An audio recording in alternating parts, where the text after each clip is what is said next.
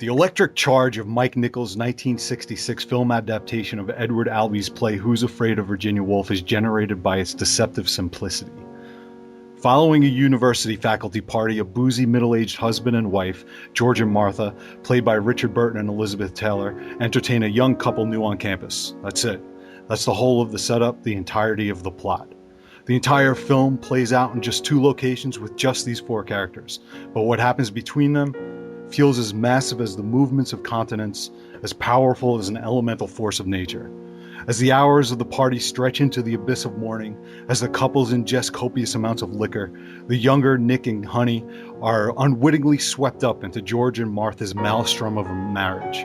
Thrashing about on the tidal waves of their most intimate furies, George and Martha perform a kind of savage dance of love and death for them, dragging out into the light their own hideousness, as well as that of their guests, in a monsoon of razor tongues, a tempest of vitriolic rage, which seemingly has no bounds in its path of destruction and emotional ruin.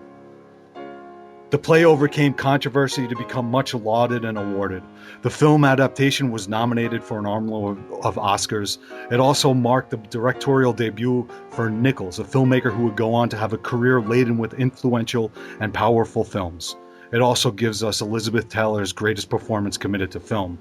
But before I get too far into a deeper analysis of the work, I'd like to take a quick minute to comment on something I said on the last classic episode while discussing Hal Ashby.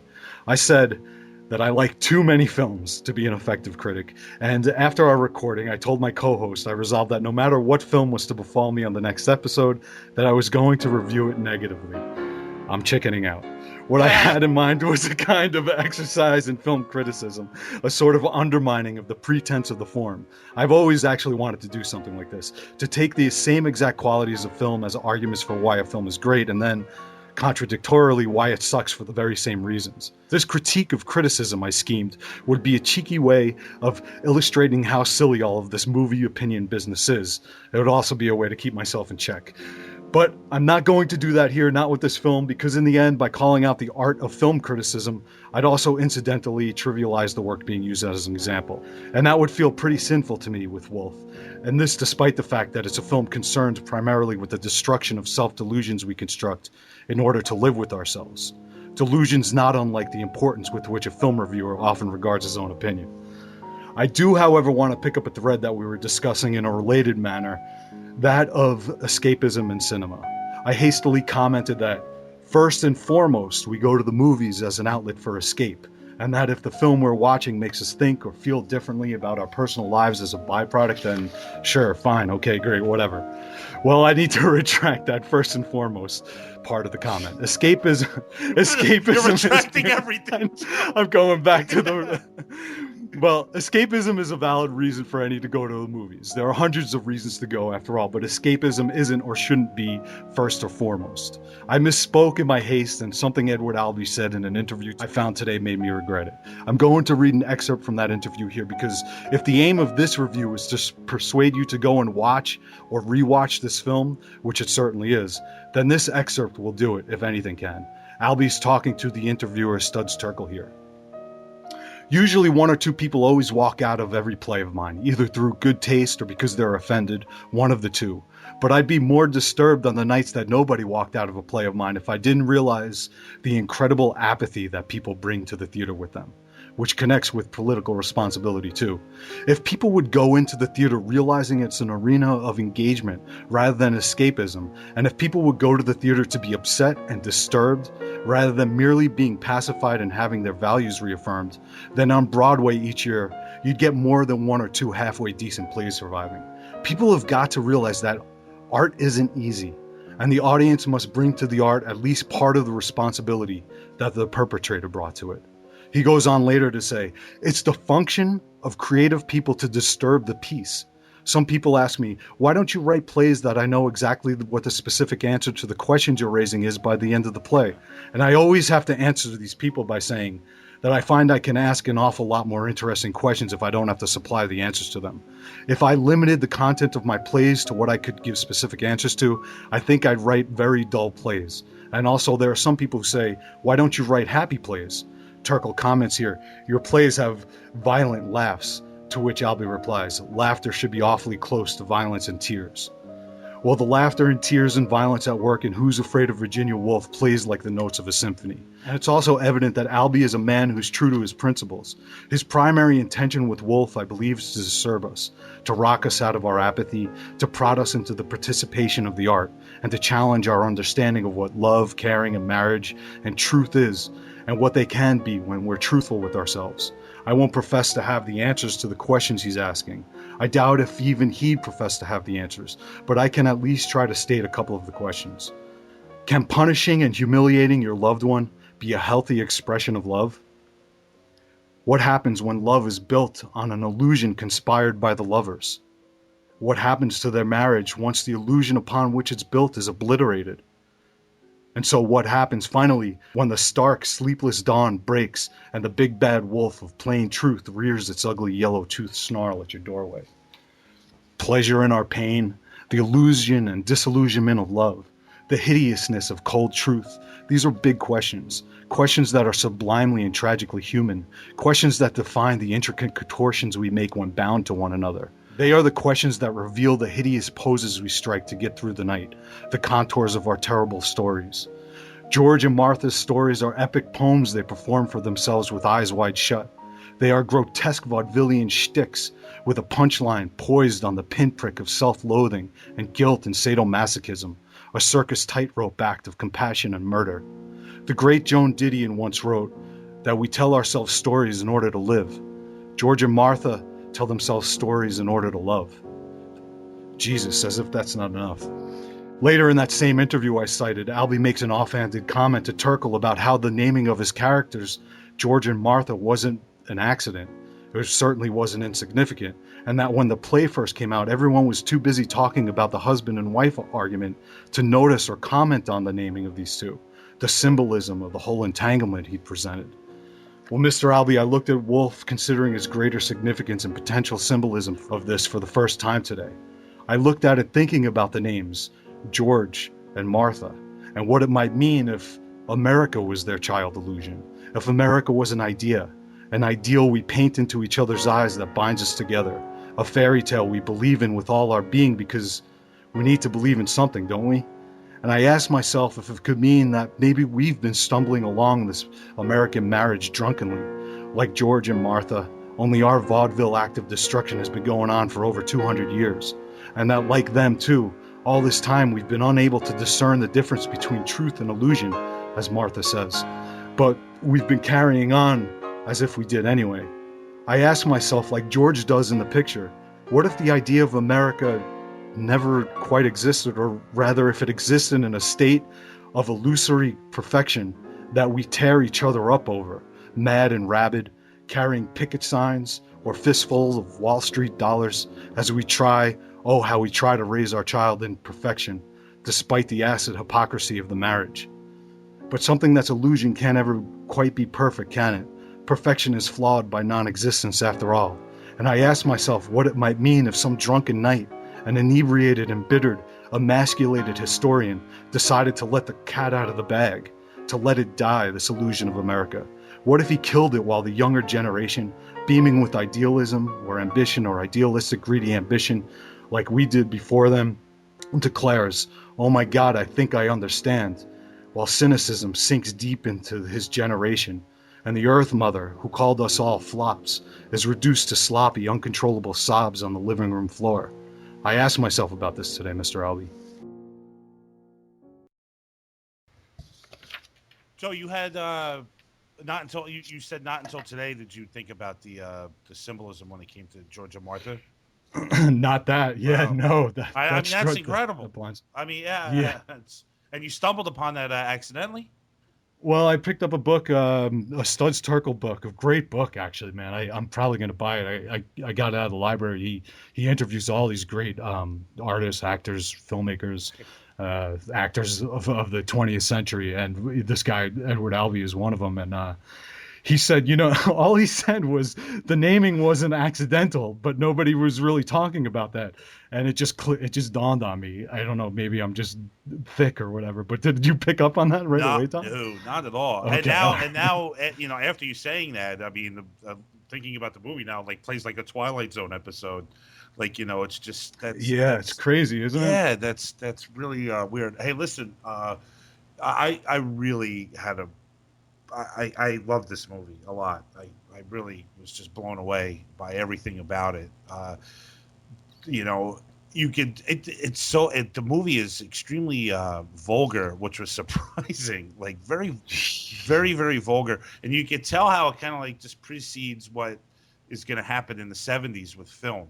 How Yeah. it, how dialogue changes, how acting changes, and how directing changes, and this movie's definitely part of. They tried to censor it. I think that they were probably getting away with a lot more in plays, obviously, There than they was were.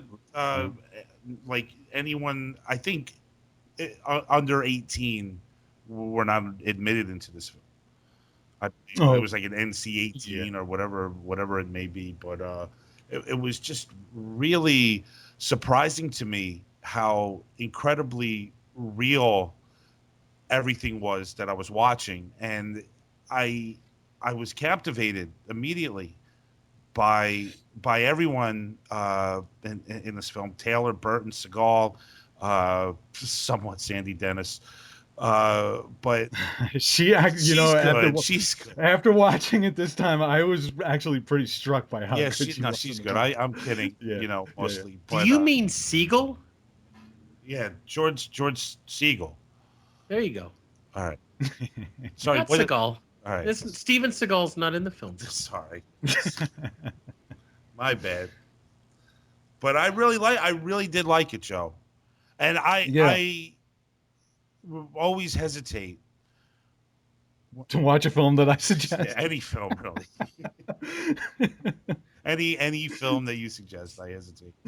No, but I see why I totally see why you adore this. I do want to get Max in because, again, the film's a little older, and Max, like myself, has Max always is has so- a little hesitant too when it comes to this stuff. Max, did you like this as much as I did?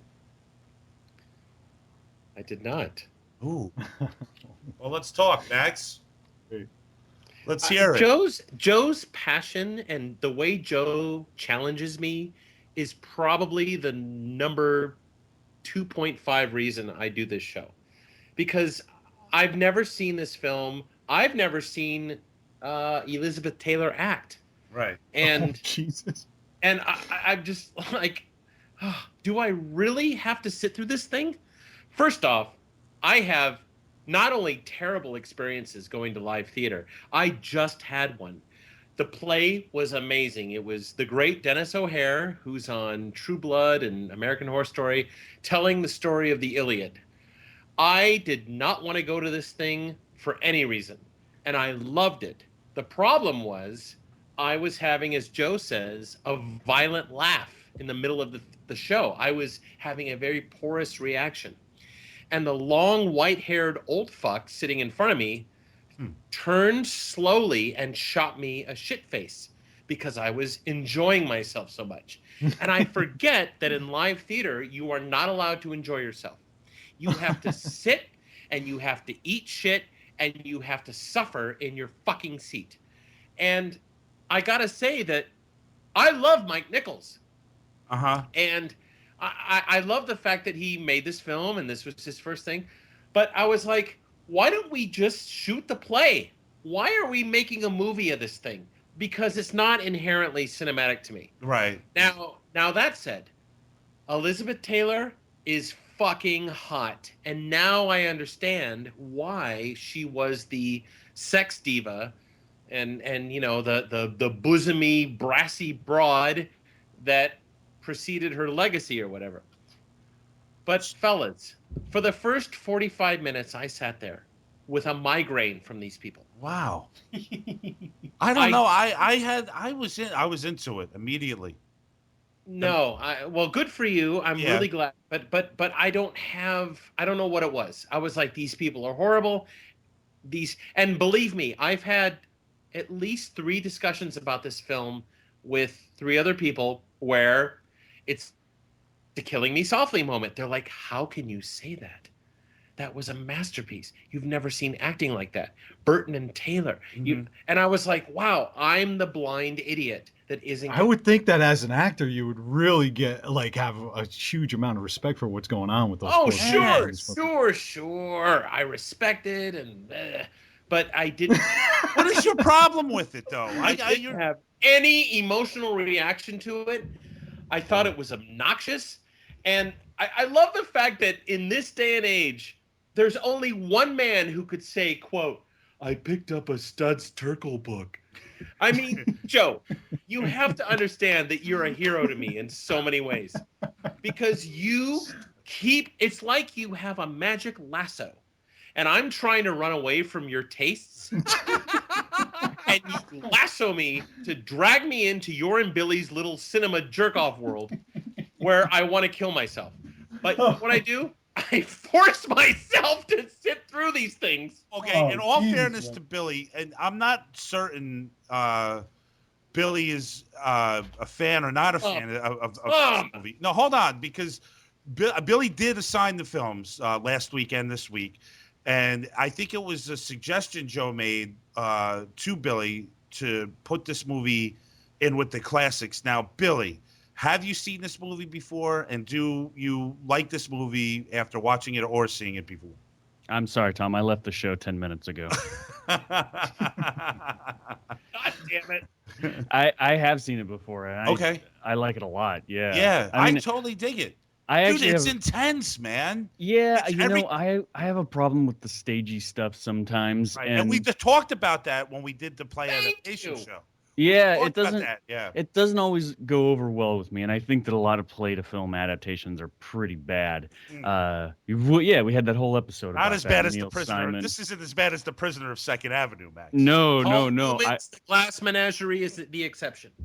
I think, the playwrights have a tendency to, dialogue is God on the stage, right? And they get way too cute for themselves and way too Manhattan, like they're all very, very, they're just trying to show off a little too much with their, Really, do you think that their verbiage. But do you think it disallows the actor to improvise a lot of the line, like, do improvisation? I just think that it winds up the dialogue a little bit. Oh man, yeah, you could nerd out on this topic for hours, but the essential thing is all that they have is dialogue to go with. You don't, in film you have a close up, you have slow motion, you have wide angle versus, medium shot. You have a whole variety of language to pull from, but with theater it's just talking. That's all. And so a lot of these tend to be kind of crap, but I think Virginia Woolf is brilliant. I mean, I think that what Mike Nichols did with it is amazing. There's this sequence where on stage, because I was listening to audio commentary with these guys, Mike Nichols and Soderbergh do a nice commentary on this one. In the scene where George goes away and he grabs a rifle and he comes back and he pretends I love that scene. It's so great. And he pretends to kill her. On stage, he just walks off stage and then comes back, right? But the way Nichols does it is like pure cinema. You continue to hear them talking while you follow George off into the closet, and it's a really beautifully staged scene. And I mean, Nichols is just amazing. It seemed like were there two guns like wrapped in cloth in that room? I couldn't tell. I didn't. I thought I noticed that there was two of them, and he grabbed the one, which was I don't know if that has any meaning, but it was just it caught my eye that there were two. And then when he did grab that shotgun and he was walking out, I'll be honest, I didn't know what to expect. I'm like, this is fucking weird, man. Yeah, I'm like, I wasn't expecting to watch something. The first time I saw that, my stomach I started to really feel butterflies in my stomach. Well, listen, I realized that I had the I realized that I was really involved when I had a physical reaction when he grabbed. Want to talk about physical reactions when we talk about Antichrist? It's a little bit different, but man, Joe, I'm impressed. I dig it. I've always liked Max. Like you said, I've always liked Mike Nichols. I think that he is cinematic, Billy. He always has like his opening shots are always like these really big, elaborate things, and he's works with great actors. He's done a lot of great work.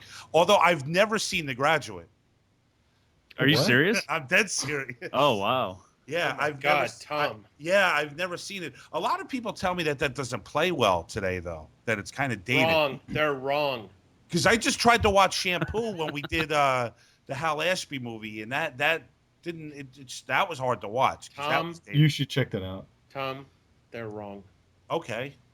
It's another work, though. It is significant that it's another work that's based on it's not a play, but it was a book. It almost was a play. It kind of read like a play in a lot of ways, but yeah, he does a really good job at adapting stuff. Yeah. No, he's. I mean, listen.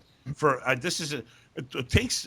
I mean, it's a lot of guts to take. This is his first movie, and he's adapting a play onto the big screen. It was a pretty interesting story, actually. I wondered how all of that came together, and as it turns out, he was friends with Richard Burton, and they were all theater people in Manhattan, and they had all seen the play and loved it, and then the studios wanted to make a movie, and they wanted Elizabeth Taylor and Richard Burton because they were the biggest stars in Hollywood at that point. They were the Brangelina of their day. Yeah, Jack Lemmon was offered it though before Burton.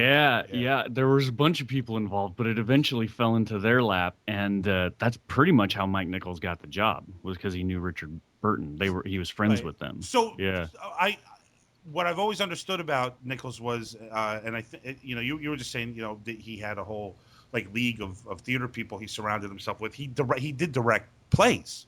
Yeah. Oh, yeah. All right, well, Yeah. One of his most recent films actually was a play too, so he's kind of come full circle. Closer. Yeah, it was another. It's another great film. Yeah. Really. Yeah. Yeah, I know he hasn't worked though in a few years. He hasn't done anything. And I will tell you this, he's 2,000 years old. I know, and I reached. But here's the funny thing. This is really funny, and our listeners will appreciate this. As I always do, I do try to reach out to people that are involved in the movies and see if we can get them on. I did reach out to Mike Nichols and his agent. They responded and they said, "Oh, that's great." Yeah, they were like, "Thank you for considering him." Blah blah blah. But and Max, you'll get a kick out of this. But apparently his schedule right now is too hectic. And I'm thinking to myself, I'm like, and Max just said he's 2,000 years old. I'm like, what could this guy possibly be up to? Adult diaper shopping is a lot of work. Yeah, they might have been putting it politely. Billy, what did you think about what Joe was saying during his intro about the George and Martha symbolism with the United States of America, George and Martha Washington, obviously? Do you have any thoughts on that? I thought that was totally cool. I had never really. I mean, the first time I saw it, I definitely took note that it was George and Martha. But for some reason, I never went beyond that. Uh-huh. And I love that idea because it's really funny. The first guy who was going to do the screenplay adaptation for this was Ernst Lehman, who wrote two of the best screenplays ever, North by Northwest and oh shit, I forgot what his other one was, but.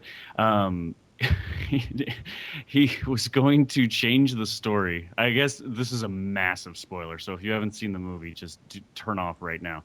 The whole plot revolves around this imaginary child that this couple has, right? And he was going to make that a real child. And it was going to be that there was a real child that actually killed himself and everything. And yeah, and Soderbergh and Mike Nichols were talking about it, and they were like, yeah, that's a heart transplant. That's not even the same story. That's has nothing to do with the story. But the whole point of the story for me is this devastating reality of creating a fiction and then believing it and trying to keep it alive. Yeah. For reasons that Joe got into in the review, and the idea of applying that to the concept of the American dream and all that. And one of Albie's other plays is called The American Dream. Right. I mean, he's definitely saying something. And it's kind of at a funny time because I've been thinking a lot about this too lately. Like the older I get, the more, I guess, politically jaded I get about human behavior and the whole idea of the American dream and all this stuff. So I think there's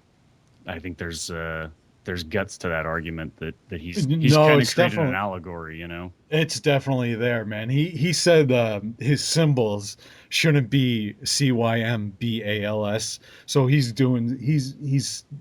making these symbols very Yeah. understated, you Yeah. know, and it's definitely that's definitely part of what's going on there, you know. Yeah, yeah. Max, what's the 2.5 before the reason why you do the show to hear in front of what's beating me out as the reason why you like to do the show so much. But no, seriously, I think 2.5. And more importantly, I love did you I love the fact that I'm sorry. No, that go for it. you're like you said that I have a lasso, like I'm lassoing you in to kind of reconsider these films. I think that if I could say that anything that I'm like, I love writing those reviews, man. They're a gigantic pain in my ass, when I'm thinking about writing them, but I love doing them. But if there's anything that I could do, if there's anything that's redeeming about writing them, is the possibility that somebody is listening to this and thinking about the film, like one of these films, in a different, in a different way. Does that happen? It sounds like it happens to you. I don't know what the fuck you just said, but a monsoon of monster tongues is a hell of a lot more interesting than whatever the script was for Woolf. And I didn't understand the fucking song. Who's afraid of Virginia Woolf? Virginia Woolf. I'm like, what the fuck does that mean? And I looked up Virginia Woolf, and she's like a writer, and I'm like, huh? I didn't get it. Max, while I wasn't watching Hal Ashby movies, I was reading things like Virginia Woolf. So, of course you were. I think that the titling of the title of the movie is. I don't know what the title of the movie means, Joe. It's intentionally enigmatic for sure. I don't know what that means. Intentionally mysterious. Enigmatic. Yeah. Did you feel that the characters drank too much in this movie, Max? Yes, I did feel that, and I did watch Elizabeth Taylor a lot. Yeah. And quiet. All right. Quiet. I've been quiet.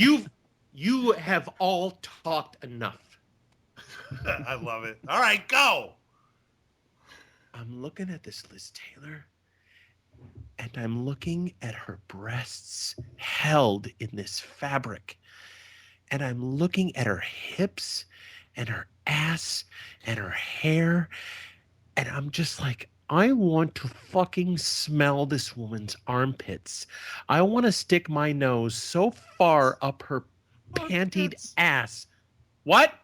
Armpits. I want to stick my nose so far up her ass. I want to smell breakfast from 4 days ago. The lips, the eyes, the beauty mark. Oh my God, she killed me. I'm like, okay, finally I get the Liz Taylor thing, man.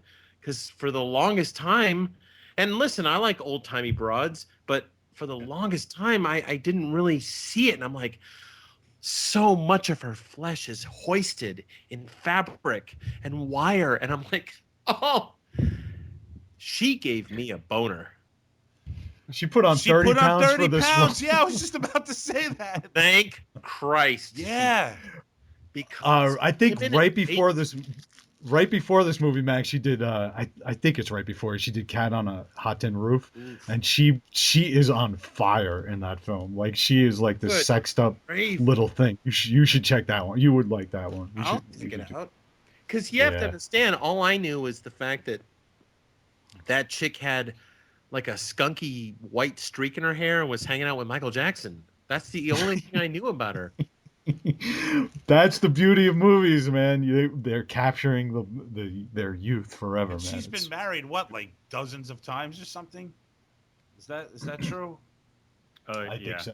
Yeah. She has been, right, Billy? Yeah. It was kind of a running joke. She likes to mix it up a little bit. Yeah. Jeez. Can you imagine the glaze she made in her satin black panties? I hope that the listeners of the show have really high quality headphones like I do, so that you can hear Max, like you can feel his spittle on your eardrum when he talks about these things. So, by the way, she did Cleopatra right before this film, and I know. I was Hot just Tin Roof 8 years prior.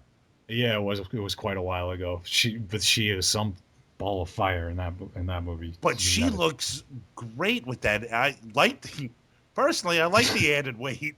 I kind of do too. I really do.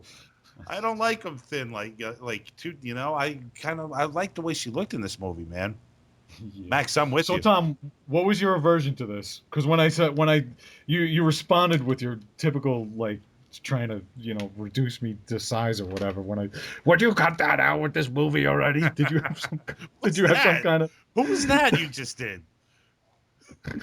That was Is that Max you doing Max doing me? it. Yeah.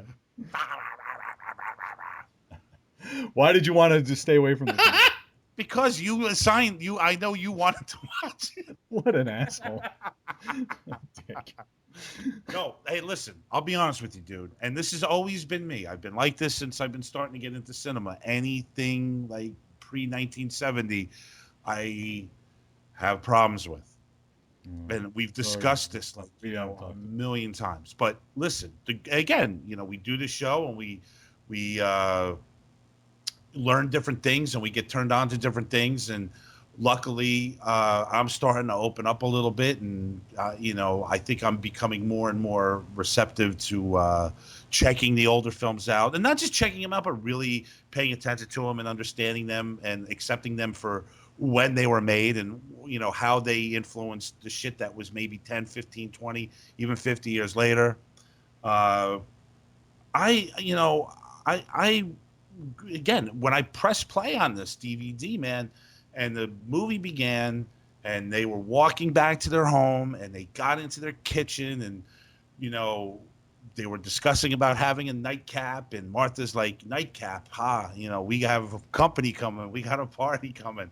I was into it, and I was digging that chemistry between Taylor and Burton, and the fact that, he was pushing her away and she was pushing him away and, in different ways. I have absolutely zero problem with this movie. I would recommend it to anyone and I would probably watch it again. Yeah. Without a doubt. Without a doubt. I don't think Max will watch it again. Unfortunately. But who was this Sandy Dennis girl? She's very unflattering looking. Max. Yeah. Tom. Who is she? That's awful. She was great. No, she wasn't. Oh my God. Tom. Yes. You know what?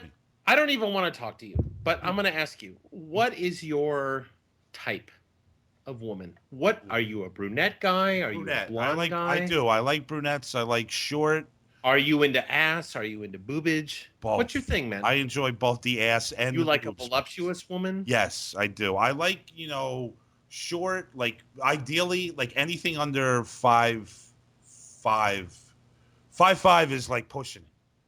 Because of your tallness, you like to feel like you're a titan overpowering them? I don't know if that's the case, but I'm attracted to shorter women. And I do like dark hair. And I do like them voluptuous. Yes. When it gets to the point where you're getting the woman in the bed. Yes. Nothing beats the allowance from her end of allowing you to go south on her. And when I'm not a fan of that. You're not a fan of eating pussy. No. I do it. You do it reluctly, or I don't want to say I don't play it like I'm doing it reluctantly. That's just silly. But women that I've really are you fucking kidding me right now? Is it a macho thing? Do you feel like you're being reduced by? No, I just don't. Are you a man who enjoys blowjobs? Yes, I enjoy getting blowjobs. Yes. Wow, because I'm the exact opposite, Tom. I don't like blowjobs. Really? But you know what I love to do? I love to eat pussy. Yeah. So is it a mystic thing? Is it a thing that's like? You know how I look at it as? It's like I think I'm just a selfish person. I would agree. If I could really get down to it as to why I don't like doing it and why I like receiving it, the only sense I could make out of it is that I'm a very selfish fucking douchebag. You're a selfish fucking douchebag? Is that what you're saying about? Yeah. Okay, this makes more sense than anything we've covered about you on this show. Okay. You're a selfish fucking douchebag. Yeah, I can be. Yes, absolutely. I think Edward Albee said that to Stud Circle too. Max, it's true. Hey, we're about truth here, right, dude? I mean, why bullshit? I think that would be. So what does that mean to you? You don't like giving pleasure to a woman? I do. Listen, this is. You just want to get off and bust your nut. No, that's not true. Listen, I do it because I have done it because I want the woman to feel good. I want her to appreciate, the fact that I appreciate her. So I just do it. I don't say, oh, this is, Joe and Billy are not going to answer the same question. But let's see. Let's see what happens. Joe and Billy, anything? Joe will answer it honestly. I don't know about Billy. Billy won't say shit. Joe? I don't know what you're talking about. Do you like eating pussy? I do. I don't mind. Jesus Christ. How long do you stay down there, Joe? Let me ask you this. Do you circle the labia before you go in and taste the sweet nectar of the gods? God. You have to circle that shit. When the clit starts to get aroused, it gets hard, correct? Like a hard, little, juicy, delicious berry. And the labia is folded over the clitoris. So the more you lick outside the clitoris before you go in for the sweet sugar, the more she's going to froth up and welcome you into her world. Hey, shouldn't we hold off on clits and berries until Antichrist? Hold on. Can you just repeat this after you said? I'm taking notes here. The sweet sugar. What was after that? He stole all that from Virginia Woolf's writings, by the way. That was dialogue right out of it. Guys, this has been fun. They're coming up next. Oh, hey, Max. Speaking of private parts, Max, what don't these do that photos, to me. We were supposed to take pictures of ourselves and send them to you. You're gonna do like little caricatures of us or whatever. Doing caricatures of you people. Oh, we're gonna send, but you got photos from Dave. Yes, I got photos from Dave. I got 48 photos. Oh wow, of weird shit that had nothing to do with. It's just weird because Dave doesn't put any pictures of himself online at all. So what does Dave look like? That's a good question. I always just assume he's that guy with the blood gushing from his mouth from his Skype profile from Father's Day. Well, first off, he carries like a man satchel of some kind. I guess that's because he's Canadian, like Alan in The Hangover. No, he's a journalist and he's got his. I don't know. He has his utensils, but quarter and a 45. He looks like. I mean, he's an average-looking fellow. He's not homely.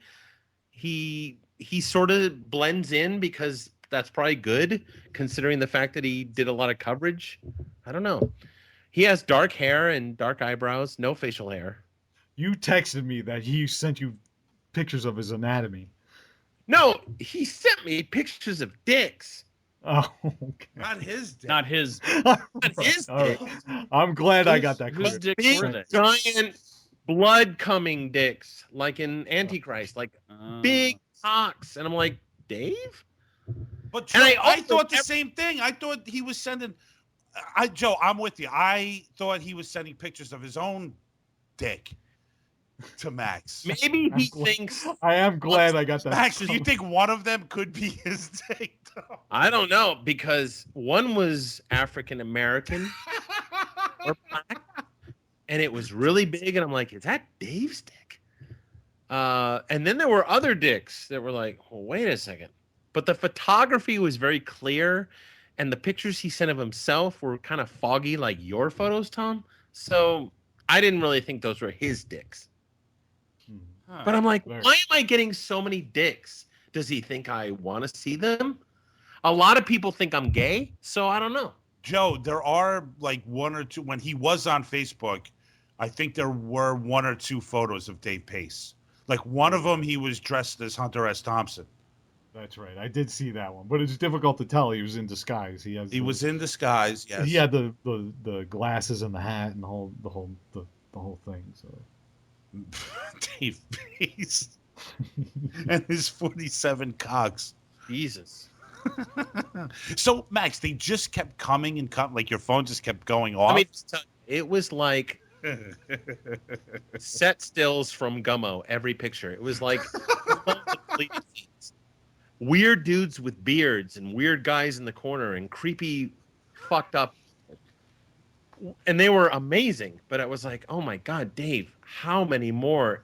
Boom, boom, boom. And in between, you're getting texts from me. Max, where is Adam Arkin coming back on us away? Adam Arkin, is he going to be back on the SO and the A? And I just want to hang myself from all the craziness. Oh my God. Billy, have you ever received a photo of a cock via email or text message? No, I haven't. All right, let's move on. Hey guys, I love how fucking Billy avoids the pussy question. He's not gonna. Don't even bother. He's not Billy. Are you gonna answer that question? Go on. You know what? These headphones are screwing up. I can't hear you guys. Maybe it's a bad. Tom, you said you're gonna have trouble with your internet connection tonight, right? Yes, I thought it was a possibility. I think we need to. I think we need to move on. On that note, let's do Antichrist. I'm going to introduce it. Here I go.